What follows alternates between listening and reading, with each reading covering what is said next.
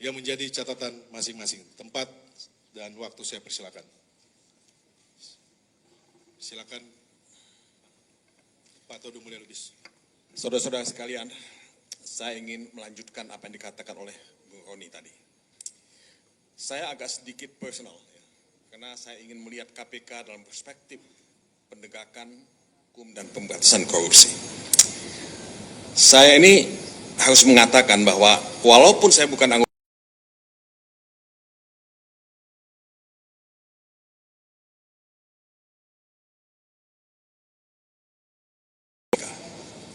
kenapa? Korupsi itu sudah begitu masif, begitu sistemik, begitu endemik. Indeks persepsi korupsi Indonesia itu selalu jelek. Sekarang tahun ini memang naik 3 angka, dari 34 menjadi 37. Tapi dalam tahun-tahun kita mendirikan KPK itu, indeks persepsi korupsi Indonesia itu termasuk yang paling jelek di Asia dan di dunia.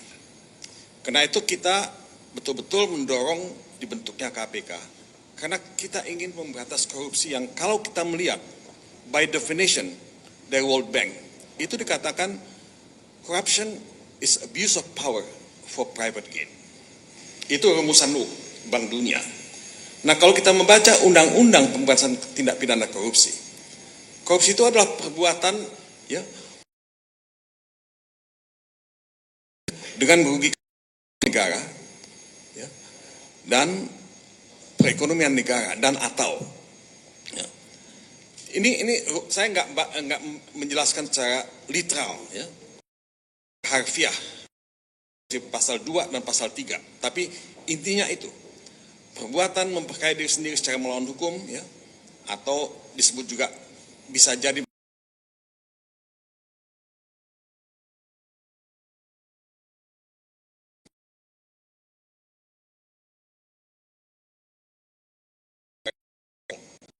bikin KPK. Nah, saya ikut mendirikan Indonesian Corruption Watch, lembaga yang pertama-tama berjuang untuk memberantas korupsi, dan ikut juga sebagai pendiri Transparency International Indonesia, satu gerakan anti korupsi global yang pusatnya di Berlin dan kita dirikan di Indonesia, dan saya menjabat 2 kali masa jabatan. Nah, pada waktu-waktu itu, saudara-saudara, saya tidak mau menangani kasus korupsi, karena buat saya menangani kasus korupsi itu bertentangan dengan hati nurani saya yang ingin memberantas korupsi. Jadi saya menghindar dari kasus korupsi itu. Tapi saya harus mengatakan, setelah 10 tahun pendirian KPK, kita dihadapkan pada kemerosotan, ya, demoralisasi, dan langkah mundur KPK dalam memberantas korupsi. Apakah KPK betul-betul memberantas korupsi dalam artian seperti yang kita inginkan ketika KPK itu didirikan?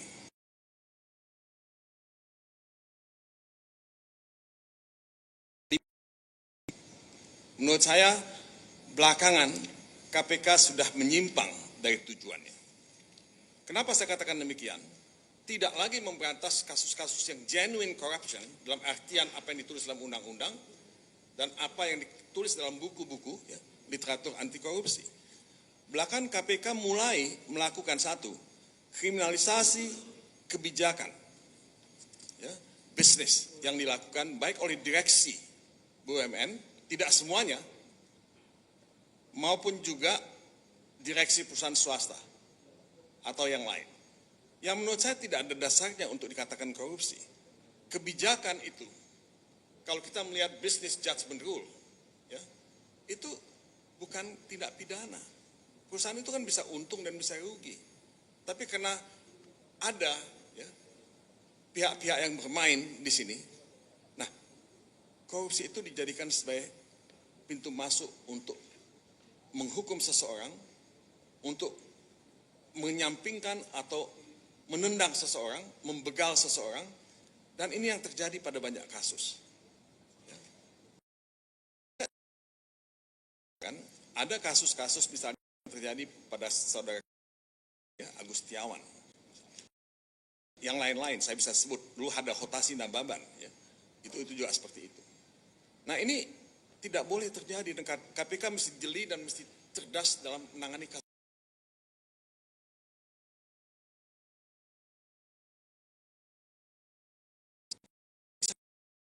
kasus korupsi. Sudah ada putusan yang inkrah dalam kasus Wahyu Setiawan, komisioner KPU dulu. Saudara Hasto kan tidak disebut sama sekali terlibat dalam memberikan suap atau memfasilitasi suap itu. Jadi saudara-saudara, ada apa dengan kasus Hasto Kristianto? Ini pertanyaannya. Saya sederhana melihat kasus ini adalah bagian dari power struggle, inner power struggle yang terjadi. Nah, kalau itu bagian dari pertarungan kekuasaan, ketidaksukaan terhadap Hasto Kristianto, ketidaksukaan terhadap PDIP, bukan KPK forumnya. KPK itu bukan tempat untuk mediasi atau mengadjudikasi ya, perkara politik seperti itu. Itu salah dan itu keliru. Ya. Jadi saudara-saudara, inilah yang membuat saya pada akhirnya turun gunung, ya, turun gunung ikut menangani kasus-kasus seperti ini. Ya. Nah ini kenapa saya ikut dalam kasus Hasto ya precisely seperti itu. Ya, karena saya melihat KPK sudah dibelokkan, KPK sudah mengalami ya degradasi dan KPK tidak lagi seperti yang kita cita-citakan dulu. Tidak berlebihan kalau saya katakan this is not KPK that we used to know. Ini bukan KPK yang kita tahu ya waktu itu didirikan. Nah, jadi saudara-saudara, tadi saudara Wani sudah mengatakan banyak hal. Saya hanya akan mengulangi saja karena banyak permasalahan. Ini ada beberapa catatan ya. Tadi saudara Dedi mengatakan malicious prosecution. Saya menggaris bawah itu. This is malicious.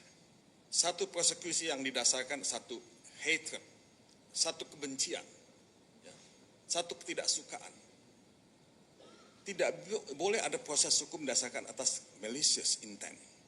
Nah ini Kristianto. Berdasarkan catatan yang telah disampaikan, ya, banyak sekali apakah itu kecurangan, kesalahan dalam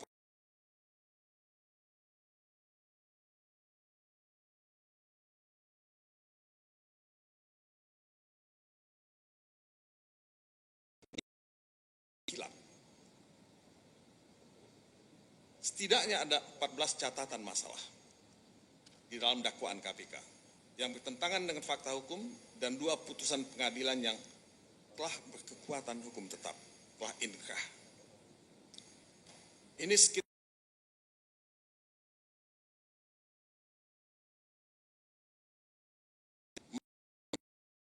basah dalam kasus ini.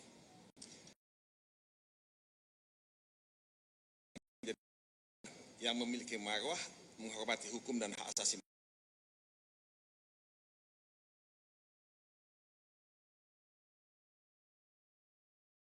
dalam atas nama pemberantasan korupsi. Karena itu kami dan keluarga besar PDI, nah ini dengan tekad yang yakin ya, menyimpulkan perkara ini adalah kasus politik dan Hasto Kristianto adalah korban tahanan politik ya, yang tadi saya sebutkan diprosekusi dan diadili dengan malicious hatred ya, atau intention. Jadi saudara-saudara, ini mungkin ya yang saya ingin sampaikan pada kesempatan ini. Nah saya berharap bahwa majelis hakim ya, yang akan mengadili perkara ini bisa menangkap ya, jeritan keadilan ya, dari banyak orang, bukan hanya dari Hasto Kristianto. Sebab buat saya kasus ini tidak semata-mata menyangkut Hasto Kristianto.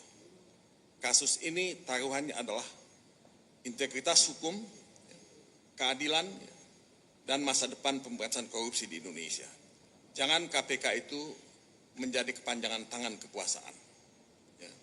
Jangan KPK itu dijadikan sebagai ujung tombak kekuasaan untuk mematikan ya, demokrasi, mematikan ya, perbedaan pendapat, mematikan hak-hak politik warga negara. Mungkin ini sebagai catatan awal dari saya ya. Nanti mungkin Pak Magdir dan yang lain-lain akan bisa menjelaskan lebih banyak. Terima kasih. Terima kasih. Assalamualaikum warahmatullahi wabarakatuh. Saudara-saudara, saya kira saya sudah